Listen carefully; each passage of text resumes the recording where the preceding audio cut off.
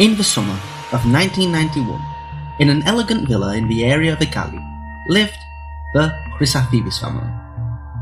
The 48-year-old father, Michalis, was the owner of an industrial factory with a remarkable number of customers all over Greece. His 49-year-old wife, Elizabeth, or Liz, was of British origins, and together they had two children, 18-year-old Yorgos and 16-year-old Michalis Dimitris. For the last 2 years, 28-year-old Thailander Prasert Sertwaza, or Thai to his friends, also resided in the villa, employed by the family as an internal domestic helper. Thai had lived in Athens for several years, and both he and his relatives had worked in various houses of the capital city's wealthiest, upholding a highly regarded reputation as people. Everything seemed completely normal and happy entering the family home, until one day everything was suddenly overturned. The last time anyone saw the family alive was on June 17th, when their neighbour and friend, Angeliki Papaalexandrakou, visited the villa for a friendly chat for several hours. The woman later reported that on that day the whole family were calm and she did not notice anything different or a change in their behaviour.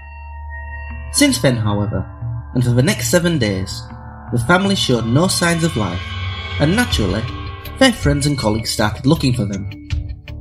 When Michalis did not show up to his factory, his employers began to call his house number, where one time his Thai butler picked up and informed them that the family had gone on holiday.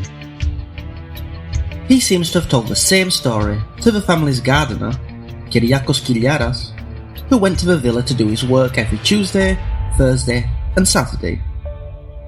The gardener later reported that he saw the family's cars parked normally at the villa, while he also noticed that their dog looked sad, constantly sitting in a corner without having touched his food. On Wednesday the 19th of June, a policeman visited the house after the burglar alarm went off to find only the Thai present, who claimed that the alarm was activated by accident and there was no need for concern.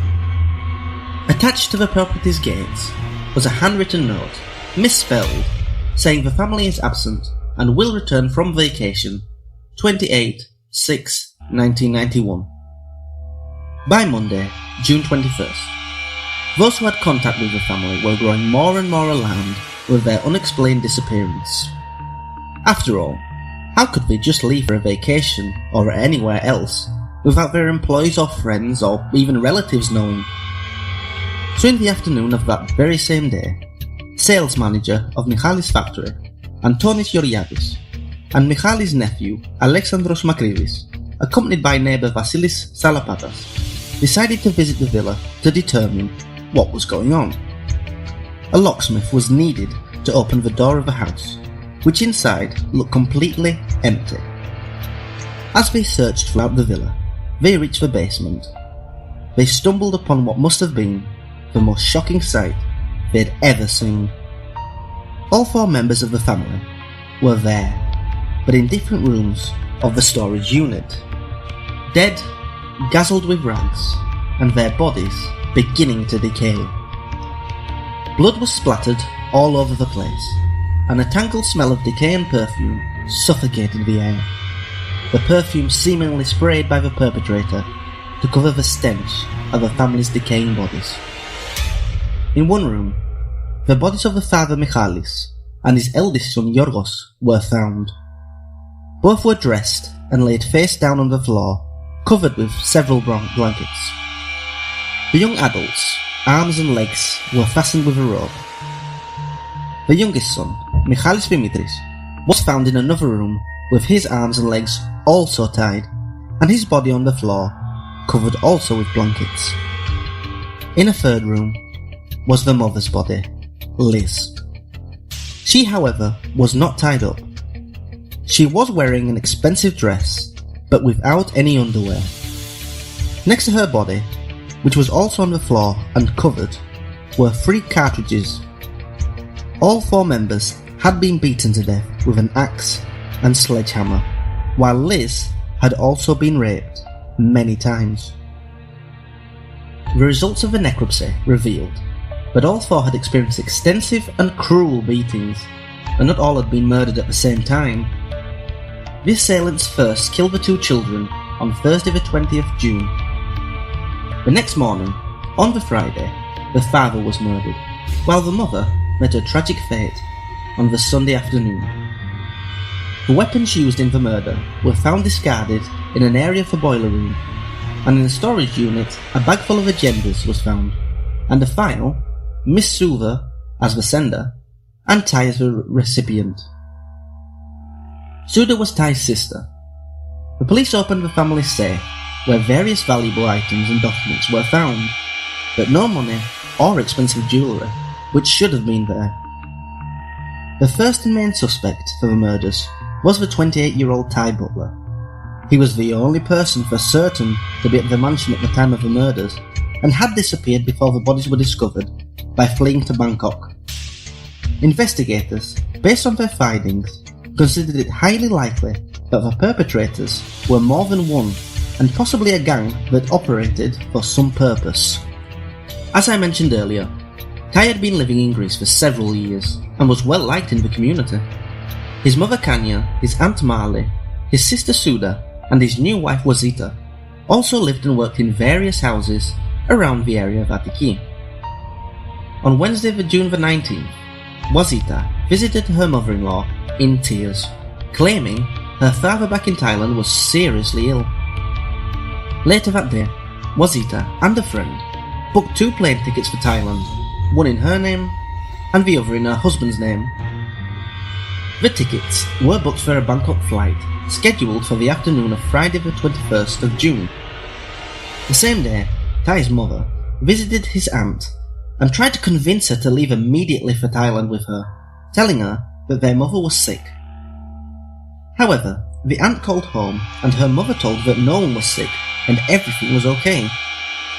With this lie as her excuse, Kanya booked a flight ticket the next day and also left with the couple on the flight bound for Bangkok. In a testimony, Wazita's employer described the behaviour different on the last day she saw her, which was on the Thursday, the day before she disappeared. She was agitated and distracted, which was unusual as she always seemed happy, polite and formal. On Friday morning, I woke up and she was nowhere to be seen. On Monday afternoon, she hadn't returned yet, so I looked in her room.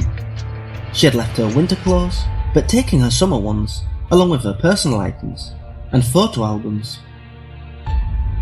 When police informed her employer that Ty and Wazita were the main suspects in the case, she was taken aback in disbelief, claiming that Ty was a sweet, polite and honest man, and that if the pair really had something to do with the murders, someone surely must have forced them to do it. On Friday the 21st of June, the Ty Butler and the members of his family living in Greece boarded a plane bound for Bangkok, and since then, no one has heard or seen them, since leaving various items behind that point out that their escape was hastily organised. In an initial assessment, one motive for the murders was considered robbery, despite no members of the family surviving to confirm the correct value of possessions that were stolen. It was estimated that a large sum of money was taken, and possibly some high-priced valuables, for example jewellery. The evidence was not strong enough to rule robbery as the goal of the home invasion out.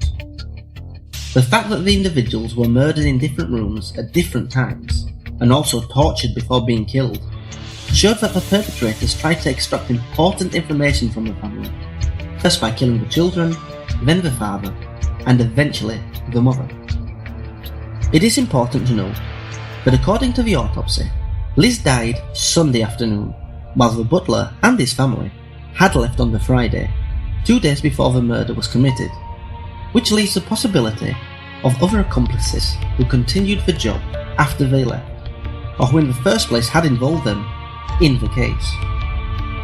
Despite in-depth investigations and work, authorities never managed to crack the case and identify the perpetrators. Greek authorities contacted the Thai ones, demanding the Butler's extradition, but to no avail. Thai authorities refused to hold a trial or turn over Ty to Greece. In 1993 and 95, representatives of the Thai police force arrived in Greece to be updated about the case, but left before looking at any evidence and never inquired about the case again. Another interesting finding in the case was Michalis' will that was found in the mansion. The will stated that if something happened to his family, all his property and wealth would be left to his nephew. Why would Michalis write this? Did he know something bad was about to happen? Was he being threatened? It is rare someone would state this in normal conditions, without a certain reason or fear or belief that the family's days were numbered. The police investigated but were not able to recover any evidence linking the nephew in question with the crime, who seemed devastated by the tragic loss of his relatives.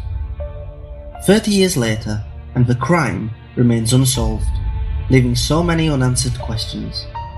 Did Ty and his relatives commit the murders? If they did, then who killed Liz? Were they forced? Why was the family killed? And why in such a torturous and brutal method? Where is Ty and his relatives now? Will the case ever be solved?